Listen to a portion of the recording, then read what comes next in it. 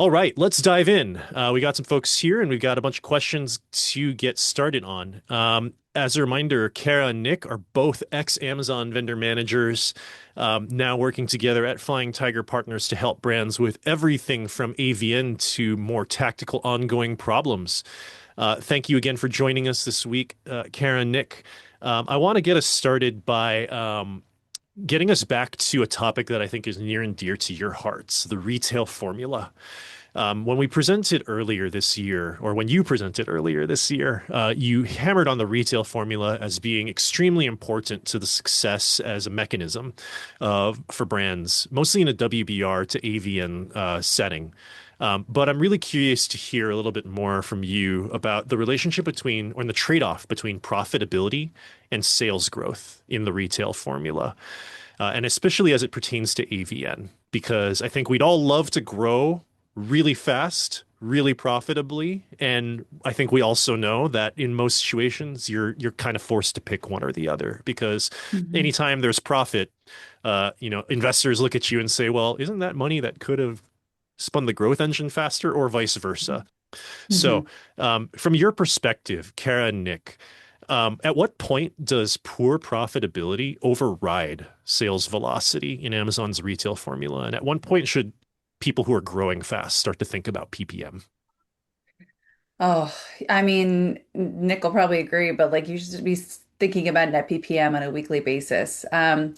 It's interesting to see Amazon's evolution from pure growth focus to profit focused. So when I was there back in, starting back in 2014, we were all about grow, grow, grow, grow, grow, right? First Prime Day, forget how much things cost, what's shipping costs. We're not even going to think about that. And then in the last couple of years, especially since COVID, Amazon's become even more focus on net PPM, so on profitability, often at the expense of sales growth.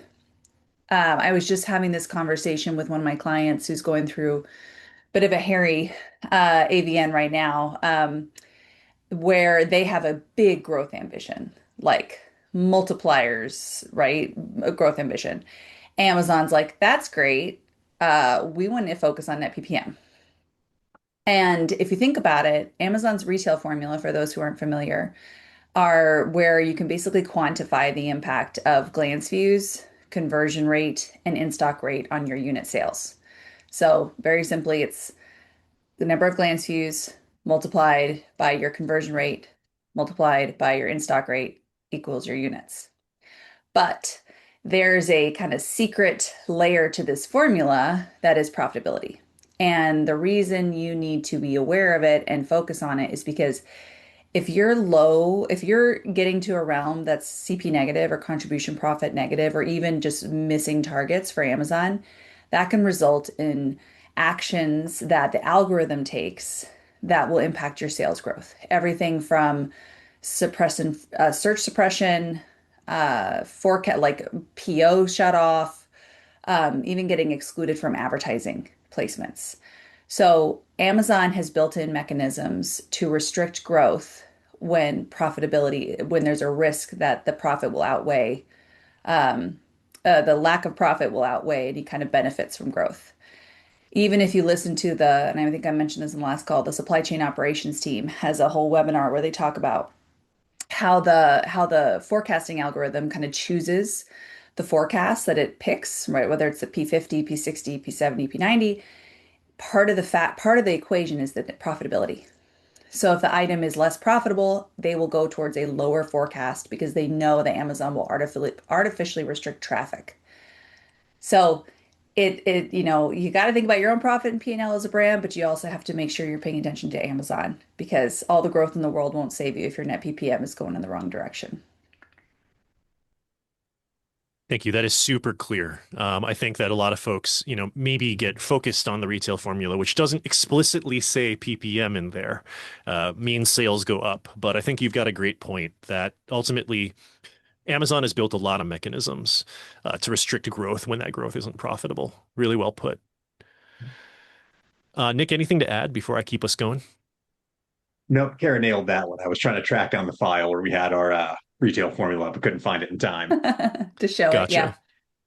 Well, Next time, be more prepared, Nick. Gosh, So I say we mean, just I need a know. virtual whiteboard and I'll just start writing stuff. I could have sworn that Zoom had that option. I'll need to look into it for the future. All right. Thank you so much, Kara. While we were talking, we had a question come in live from somebody here on the call. How should we approach bulk buys as an AVN component? How does Amazon view bulk buy value? Is it at the original cost or the reduced bulk buy cost or the discount amount?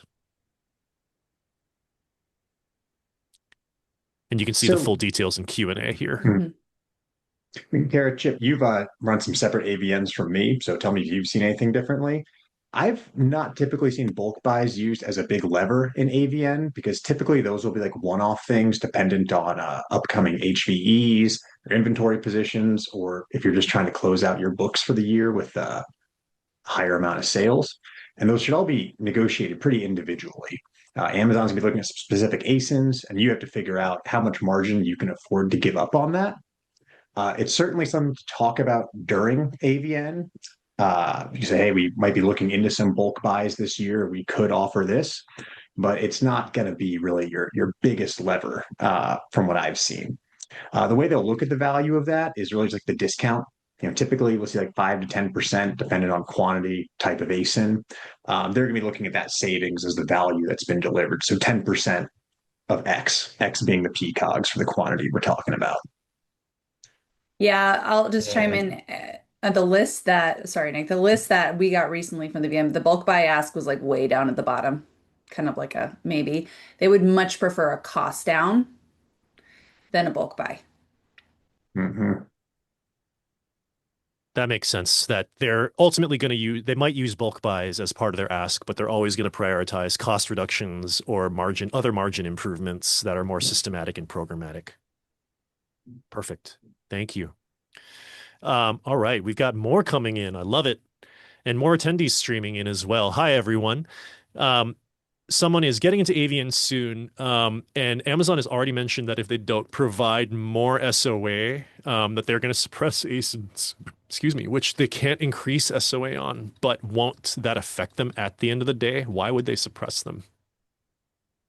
Kind of to back to the earlier answer, they'd rather not sell a product than lose money on a product. Or the way you have to think about it is if your item is high volume enough or maybe contributes enough profit that it will skew the mix of their entire portfolio, they're gonna they're gonna not want to run it. And truly, the suppression is the VM's only lever because the pricing, price matching, all that is run algorithmically. So all a VM can do is suppress. In cases like that, if the funding is not available, there's a few things you can do. Kind of a long-term lever is more looking to see if you can find a 2P authorized reseller to like partner with. So when your 1P item is suppressed, you can have an active offer on 3P. But it's really you need to dig in with your VM and understand why are these suppressions happening? Like what's dragging down profitability?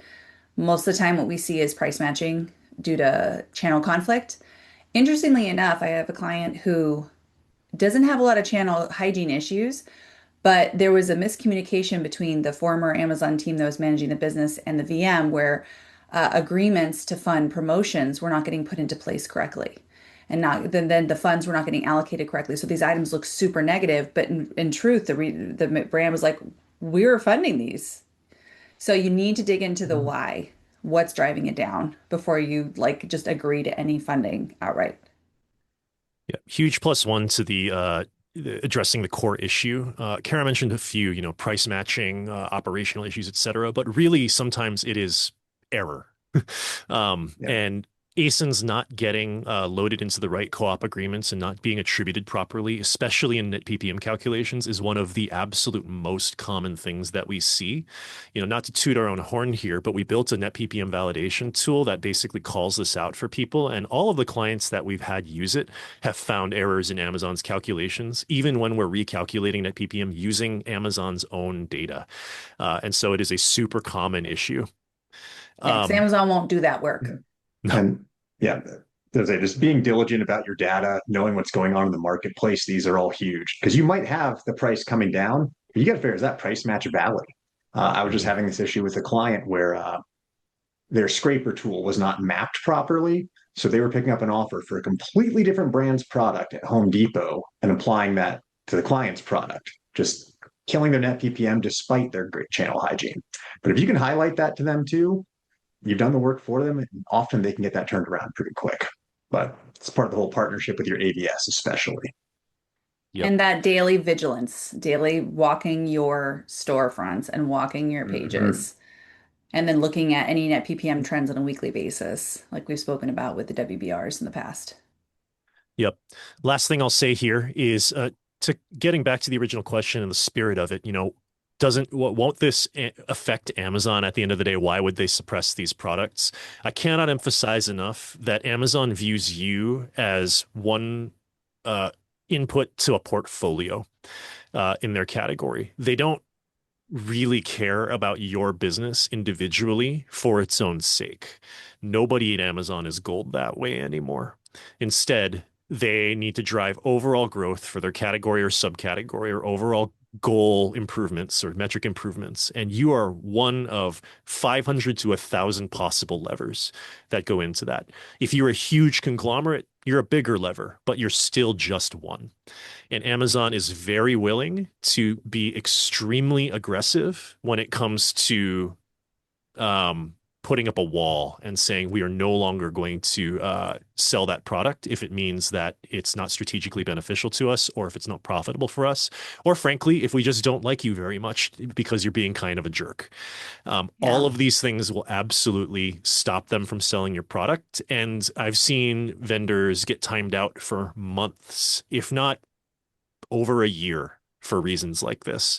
So don't assume that Amazon is ever going to be rational about these things. Amazon wants to win when it comes to that kind of Yeah. negotiation. But it also doesn't mean you just need to sign over all the dollars they're asking for either. There are different tricks. If they're going to approach it that way, there's also other kind of diversification methods, like I mentioned, and things that you can dig into too. Because it's Amazon is more aggressive than I think I've ever seen in just a couple of the conversations I've been privy to with our clients because they've got a huge number to claw back from last year, the impact from tariffs. So they're going to be coming in hot. Yep. Enormous. I think we got a follow-up question from the same person. They tracked that Amazon didn't even spend the allocated SOA in prior instances. Um, can't get a clear answer. And it feels weird that they're requesting more. Uh, Kara and Nick, you want to take that one first? I mean, they're always going to request more. But I think that's where the conversation has to be like dissect every single ask they have. And one of the asks is like, you have not spent this.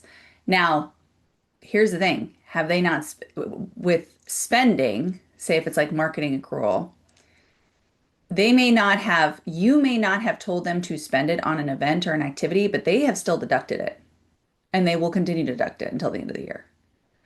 So it's like spent and spent, right? Like the marketing funds, all things like that, they just go straight into their pocket. It's up to the vendor to direct where those have to go and demand results from those investments before you need to go and turn around. But yeah, the marketing funds, I think are from what I've seen this year, I saw one that was like 2x last year. Just and also knowing that they don't really drive anything. And Amazon needs cash. Yep, exactly. Um, to Kara's point, just because they haven't spent it doesn't mean they haven't deducted it. But also, it's important to recognize that when you think about Amazon's net PPM formula and how they're calculating margin, they don't care whether those dollars have ever been deployed productively or not. They care about the dollars coming into their bank accounts and into their P&L. Once you've signed over that money, it goes into that net PPM agreement. It goes into the contribution margin that your vendor managers use, and they've gotten credit for it, period. So they're asking for more because they want to continue to get credit for it, whether or not it's actually benefited your business. All right. And then, one more follow-up. What is SOA? Anybody want to take that one? I think it's just is that just like the marketing funds? I've Yeah, I'm not not heard that. familiar with that specific abbreviation, but it sounds like they're Yeah. talking about a general co-op or merchandising accrual. Yeah. All right.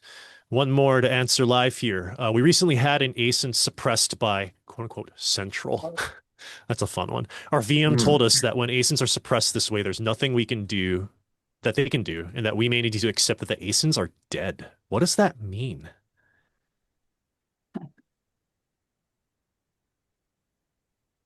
Nick, you want to go?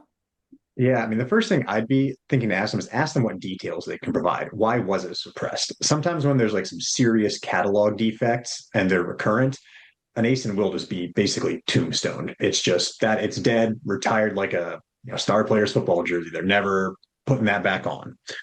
So finding what the root cause of it was, maybe there was a data entry error, transposition, maybe some other attribute of it was wrong.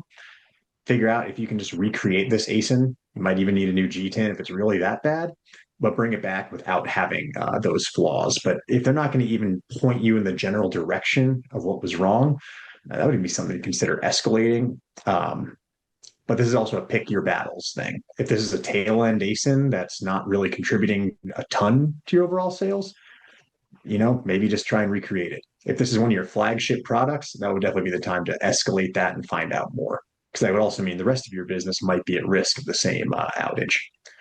They, even at the VM, sometimes some of these things are a bit opaque and they have to do some digging through some of the dustier internal systems within Amazon that I can't even remember the name of. Yeah, and I'd also dig in with like Reason Automation or in Vendor Central and understand like what were the net PPM trends? Like, did you get crazy re poor reviews, high returns? Like what? Mm. Because usually Amazon has been hounding you for a while before something happens like that. You also have the option to load it on 3P through like an authorized seller, or if they're really not paying attention to you, maybe direct under a different name. But um, yeah, you need to push them, not necessarily to like reverse it, but to get the reasons behind it, because to Nick's point, there might be more coming if those reasons are shared with others. Yeah, just to put a bow on that, I don't think any of us has any idea what central is, quote unquote, because I don't think that's a real term. It sounds made up, which is something that Amazon vendor managers are going to do. Not to be like deceptive, but because to Kara's point, they don't necessarily know.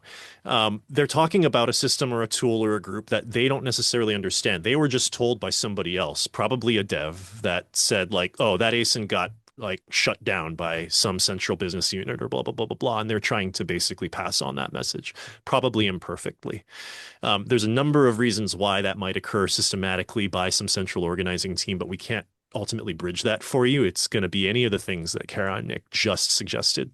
And I can't emphasize enough Nick's great point. Just ask for evidence and some kind of documentation and explanation. That's all you can do is understand it. And that, frankly, AVN is a great time to escalate these things to Nick's point because you're potentially getting into a room and getting attention from a wider and higher level audience. And so if this is a hill that you want to fight on, then that's a great time to do it. All right, one more coming in hot. What is the calculation for net PPM and how should we be making sure new ASINs build net PPM before we launch them? Ooh, Andrew, I don't know if you have your tool queued, but you've got that great, trying to remember which thing it is, but it's a great overview showing what it is. Yeah, I'm going to pull it up right now just to get us a formula. I'm trying to make a PowerPoint slide really quick on the fly to share. Oh, okay. I was gonna say I don't think I have those handy. But I think Andrews will Um, present a little better. Yeah. yeah. All right. So to kind of back up, so like the first ingredient of your net PPM is going to be your PPM. So that's looking at the list price minus the cost price in parentheses divided by the list price. That's going to be your PPM. So it's that pure margin between what Amazon pays and what they're charging customers. Net PPM is where you layer in your allowances. That's your commercial terms, also known as contra cogs. So like your MDF, freight, damage, ABS, payment terms. Those all get subtracted as well. So then you get that net money that Amazon's getting. Here we go. This is much better. Didn't want dead Yep. air. Yeah, no worries. So the net PPM formula, Amazon shares it. So this is exactly what it is. We know exactly what it Mhm. is, and Amazon is okay with us knowing it. It is your revenue minus COGS to Nick's point. So pretty straightforward to get to that gross margin.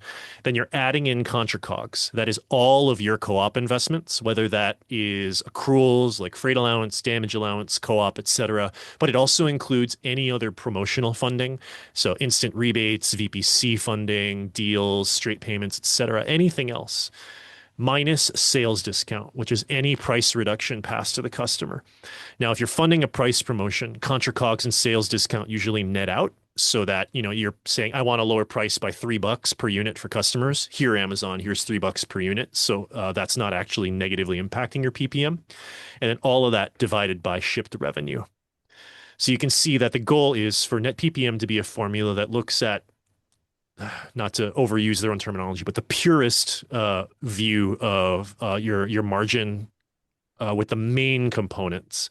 What it doesn't include is things like Amazon's variable costs, your payment terms, other sorts of things like shortage claims and reclamations, recovery, chargebacks, etc. But it is still there to help you understand in the aggregate level how your business is performing and roughly what the margin is. Yeah, so to your question, when you bring on a new SKU, if you have a net PPM target, make sure you know what the VM's net PPM target is. Um, get to that or better. Their only variability there is, net PPM is what Amazon uses to talk to vendors about profitability because they don't share their bottom line profitability. So the difference is, say, if you're a heavy bulky item, you might need to have a higher net PPM to offset Amazon's outbound shipping costs.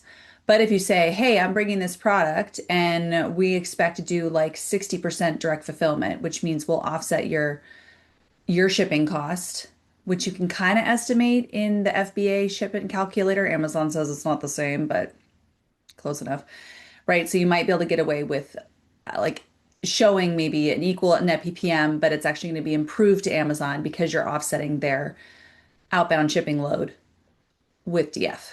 So that's like net PPM is good to start, but you also need to think about those kind of crucial variables that might, also factor into the final number. But make sure you're really clear on what Amazon needs because they might say, like, hey, we want 48% net PPM, but we're having a lot of issues with heavy products or high returns or whatever. So, like, make sure you're clear from them anytime you're bringing a new item because you want them to accept it and not be dead in the water.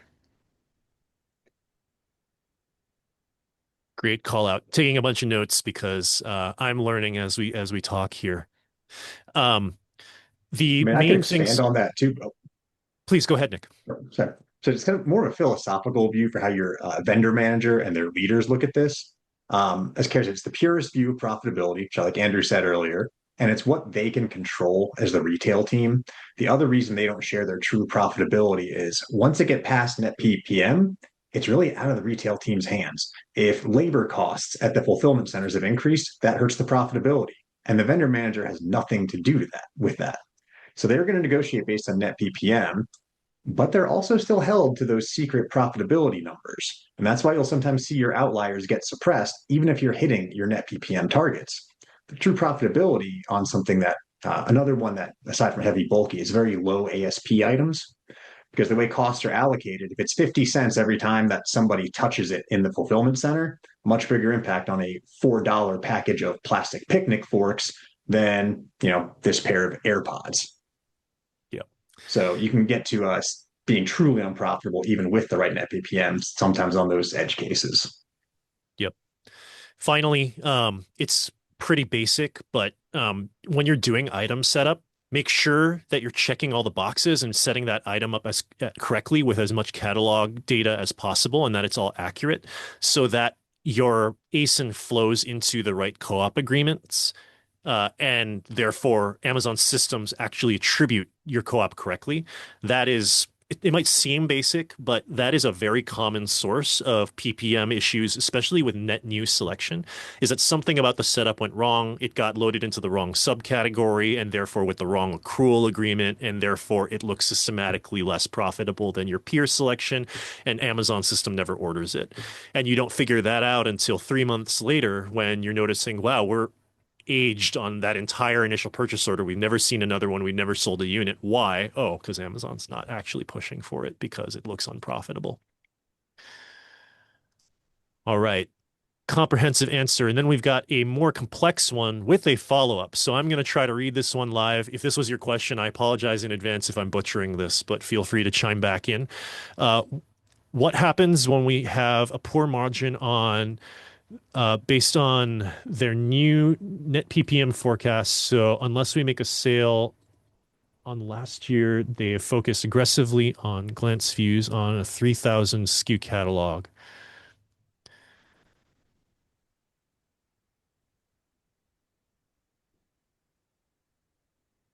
Huh.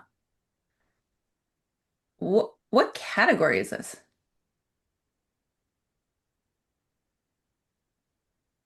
Yeah, if this is you, if you wouldn't mind if you wouldn't mind telling us what category you're in. This is correcting the first line. What happens when we literally have a poor margin on an ASIN based on their new net PPM forecast? So unless we make a sale on a 50 cents cost per acquisition, we lose money. So you're saying that with your current margins to Amazon, you don't have the room to drive traffic. And Amazon's saying you have to drive traffic to 3,000 ASINs. Is that Amazon saying that or are they AE? Because I'd call BS on that. You also could think about if this is really just like killing you. When was the last time you did a assortment rationalization? So looking at your profitability per SKU, if there's any items that are getting degraded because of like chargebacks or any of those hidden costs. And if it's truly just like we can't be profitable, you can delist items and like refocus your catalog. Your top line may not be as much, but you'll make more money potentially. Because Yeah, that I've never heard a VM say every ASIN needs to be pushed with ads because that's if you want to do that, put them all in a brand store and drive to the brand store.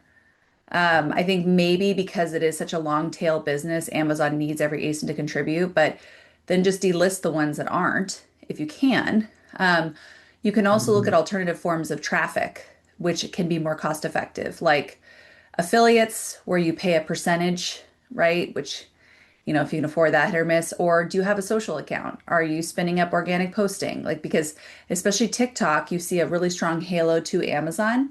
And if you have items listed in TikTok Shop, you even see a halo to Amazon because a lot of customers still don't want to buy on TikTok Shop, but they discover products there.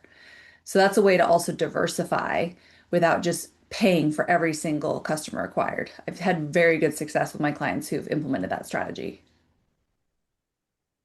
yeah, life cycle marketing seems to make sense there. If the oh, we got a response there. Correct. Can't afford to push budgets across the board like that. Yeah, That was the AE. that was the Uh-huh. AE. Take that with a grain of salt. Whoa. That AE Yeah, is you're trying to make money. And guess what? Your VM's not going to give you any credit Yeah. for pushing every yeah, single SKU.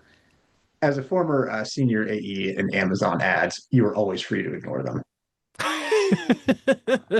They're trying to hit their Because bonus. that, yep, exactly. That is for their purposes. And oof, that's a technique.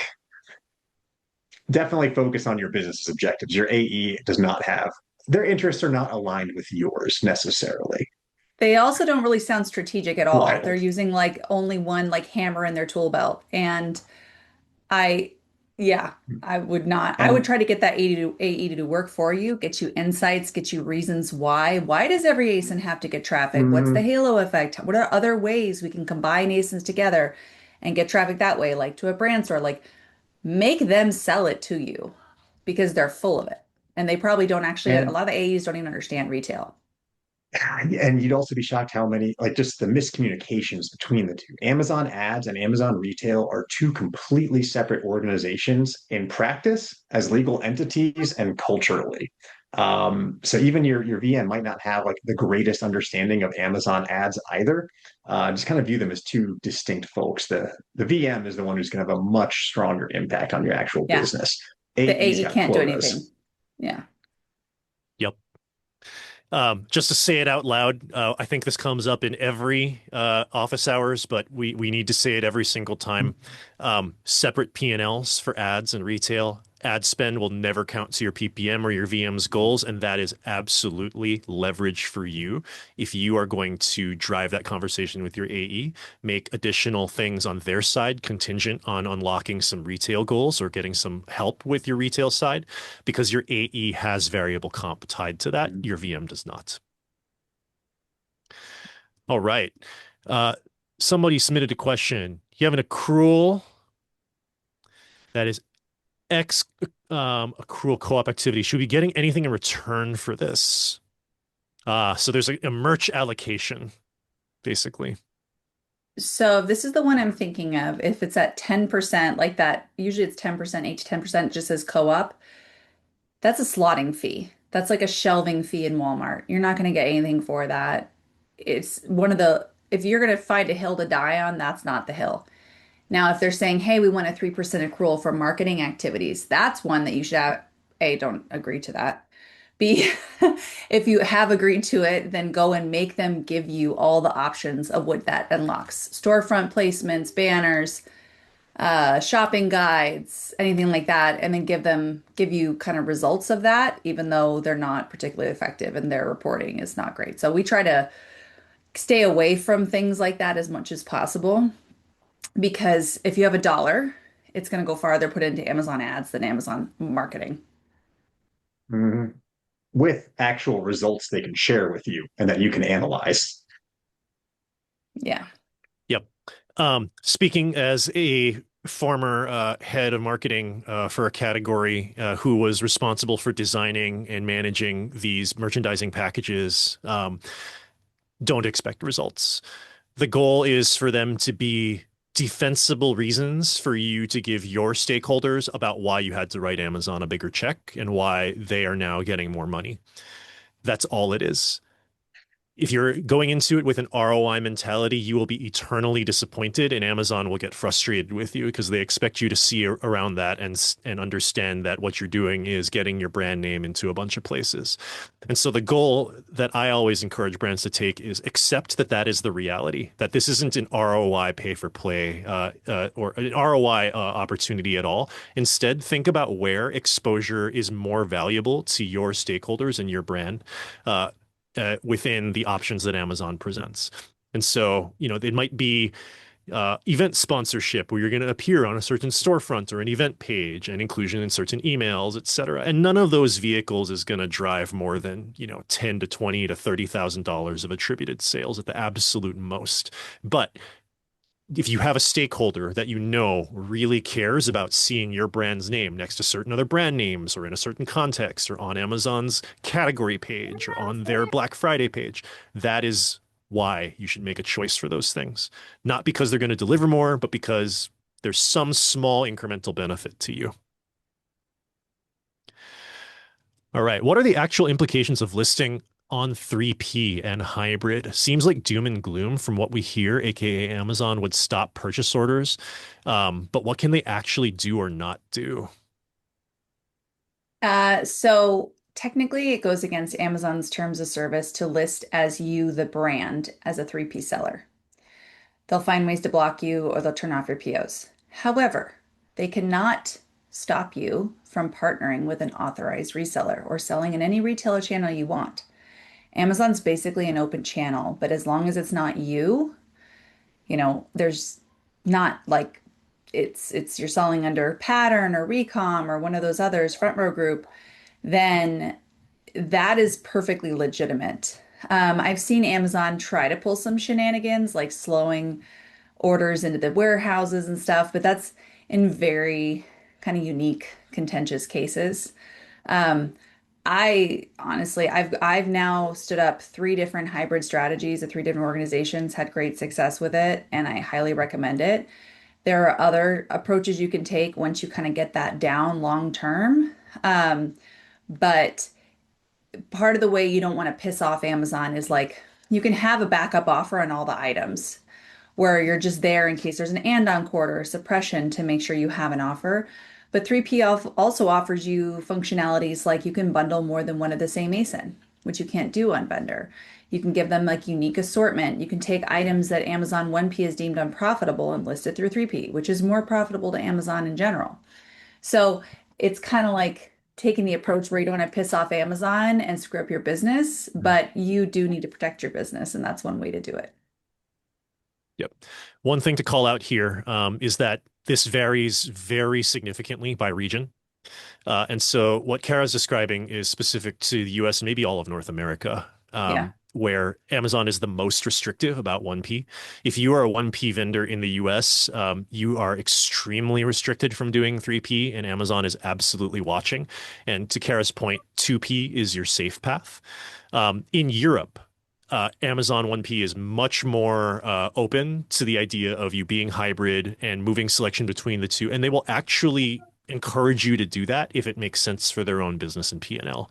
For example, to Kara's point, you can avoid angering Amazon by focusing on backup offers, unique assortment, or stuff that has been systematically unprofitable for 1P. In Europe, Amazon vendor managers might proactively tell you, hey, look at this stuff. It's killing my net PPM. Go move it into 3P because it's good for their P&L and ultimately maybe even better for you. All right. We got 5 minutes left and a couple more hot questions. Can we ask for inclusion in retail merchandising packages as part of a larger advertising ads investment or a direct advertiser agreement? Huh, that face, Nick. Sorry. So I would start out Yeah. with, yeah, sorry, just the separate P&Ls ends up Yeah. being the opener for that. These two groups will not really cooperate on that outside of maybe if you're able to thread the needle, get the VM and the AE in the same room and work something out. But I would expect anything retail merchandising, again, that's Amazon retail P&L, really is not going to interact at all with your Amazon ad stuff, which is where your DAAs and your regular ad investment would live. Yep. Well, and also Amazon ads is gobbling up. Like if you think about all the marketing placements on Amazon, it's all real estate. Amazon ads is going and gobbling up all the real estate. So retail really has very limited real estate to choose from. The only time I've seen an exception to this is for clients who have Buy with Prime on their D2C site. And they can kind of negotiate like a three-way agreement between Buy with Prime team, ads team, and VM to get like better homepage placements that actually drive to their D2C Mhm. site. Very limited and tricky, but that is kind of one kind of way you can pull the different groups together to work in your favor. Yep. The only other example I've seen is if you are a very large or very strategic brand, there have been Amazon will make whatever happen for you if you're large enough and important enough. And so back in my day in Can't consumer confirm. electronics, where you're dealing with companies like Apple, for example, um, those companies have a little bit of power and are able to make all kinds of interesting things happen. And Amazon figures out the accounting on the back end, but they don't like doing it. So it truly is if you are the top 0.1% of your category, then okay, maybe have that conversation, but otherwise don't.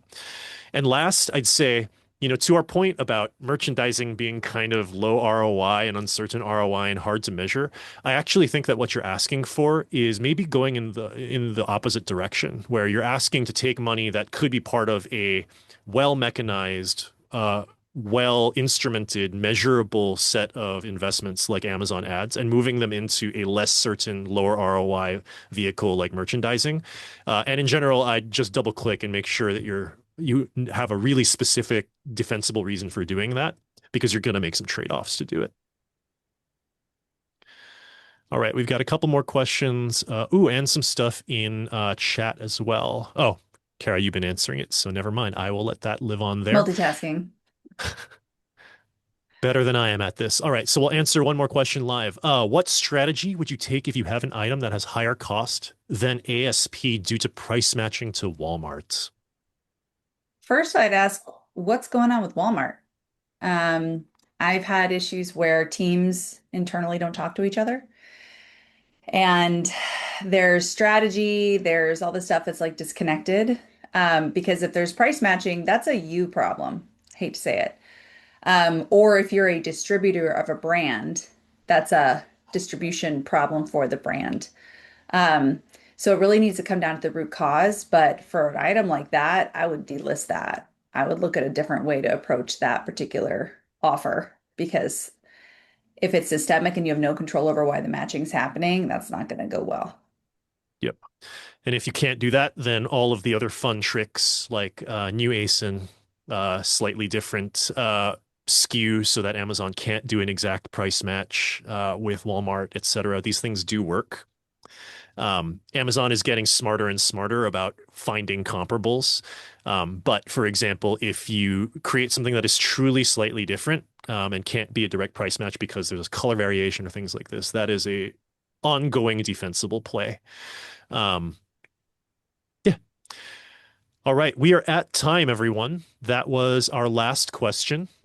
And again, if anybody would like to follow up with our wonderful presenters today, it's Kara Babb and Nick Gezzar from Flying Tiger Partners. They are extremely talented 1P consultants that we've worked with on a regular basis. And I am talking a lot because I was trying to get their contact information onto screen. If you want to work with them, their URL is flyingtigerpartners.com. Pretty easy to submit a request and get more insight from Kara and Nick directly. And Kara I've also dropped her included LinkedIn in our chat. LinkedIn link on the you can book with us directly there too. Awesome. Well, thank you again so much, Kara and Nick, for jumping in, especially at the last minute. It's always great to have you. If you joined us today, we'll be sending out summaries later on this week. And of course, join us again next week for more questions and answers. Thanks very much, everyone. Thanks for having us, Andrew. This was great. Thanks Take everybody care. for Thanks, joining. Andrew.